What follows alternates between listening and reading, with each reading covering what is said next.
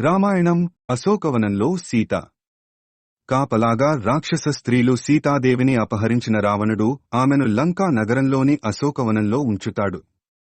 అక్కడ ఉన్న రాక్షస గణాల మధ్య సీతాదేవి భయంగా రోజులు గడుపుతూ ఉంటుంది. బిక్కుబిక్కుమంటూ ఓ చెట్టు క్రింద కూర్చుంటుంది. ఆమెకు రాక్షస స్త్రీలను రావణుడు కాపలాగా ఉంచుతాడు. రామలక్ష్మణులు సాధారణ మానవులని, వాళ్లు ఎలాంటి పరిస్థితుల్లోనూ సముద్రాన్ని దాటి లంకానగరానికి రాలేరని రావణుడు పదే సీతకు గుర్తుచేస్తూ ఉంటాడు. ఒకవేళ వచ్చినా తన శౌర్య ప్రక్రమాల ముందు వాళ్లు నిలవలేరని, తన మాయాశక్తిని వాళ్లు కనీసం ఊహించలేరని మానసికంగా ఆమెను దెబ్బకొట్టే ప్రయత్నం చేస్తుంటాడు. ఆమెకి ఇచ్చిన ఏడాది గడువులోగా మనసు మార్చుకోవడం మంచిదని అంటాడు. మనసు మార్చుకున్న మరుక్షణమే ఆమెకి అంతఃపురంలో సమస్త వైభవాలు అందుబాటులోకి వస్తాయని చెబుతాడు. అనవసరమైన కాలయాపన చేయడం వలన అవస్థలు పడటమే తప్ప ఆశలు ఫలించవని అంటాడు. తెలివైనవారు తమని వెతుక్కుంటూ వచ్చిన అవకాశాలను సద్వినియోగం చేసుకుంటారని, మూర్ఖులు మాత్రమే మొండికేస్తారని చెబుతాడు.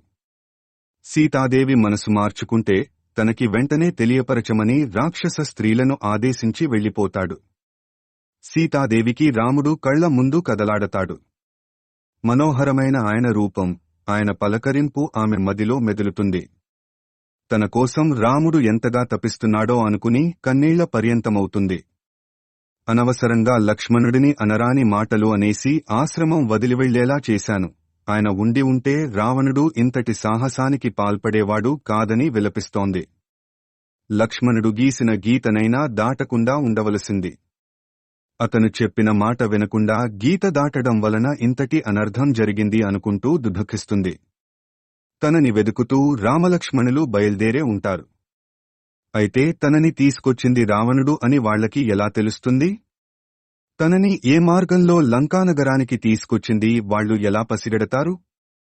అసలు ఈ లంకానగరం ఎక్కడ ఉంది? ఎలా రామలక్ష్మణులు ఈ ప్రదేశానికి చేరుకోగలరు? తాను వదిలిన ఆభరణాలు వాళ్ల కంటపడతాయా? తన ఆచూకీ తెలుసుకుని వాళ్లు వచ్చేంతవరకు ఈ రాక్షస స్త్రీలు తనని బ్రతకనిస్తారా? అంటూ ఆందోళన చెందుతుంది. రామలక్ష్మణుల అన్వేషణ ఫలించేలా చూడమని మనసులోనే దైవాన్ని ప్రార్థిస్తుంది.